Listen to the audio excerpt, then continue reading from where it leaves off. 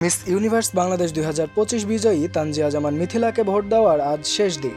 শুরুটা হয়েছিল ramp modelling দিয়ে, সেখান থেকে বলিউডে অভিনয়, আন্তর্জাতিক প্রতিযোগিতার মুকুট জয়, আর এখন বিশ্বমঞ্চে বাংলাদেশের প্রতিনিধিত্ব। 2019 সালে ভারতীয় নির্মাতা হায়দার খানের রোহিঙ্গা সিনেমায় অভিনয়ের মাধ্যমে বড় পর্দায় অভিষেক মিথিলার। একই বছর জেতেন ফেস অফ বাংলাদেশ এবং ফেস অফ এশিয়া, যা তার যাত্রাকে নিয়ে যায় আরও বড় স্বপ্নের দিকে।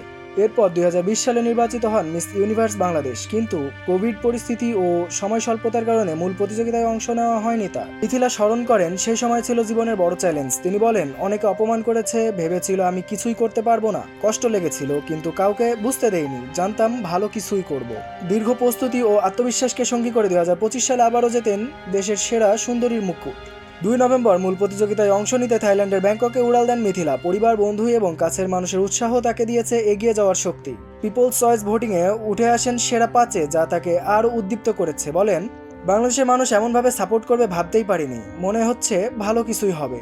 মিস ইউনিভার্স ক্যাম্পে 2 সপ্তাহ কাটিয়ে মিথিলা পেয়েছেন নতুন অভিজ্ঞতা, শিখেছেন সময় ব্যবস্থাপনা, শৃঙ্খলা, যোগাযোগ দক্ষতা এবং আত্মপ্রকাশের কৌশল। তৈরি হয়েছে আন্তর্জাতিক বন্ধুত্ব, এক নতুন সিস্টারহুড।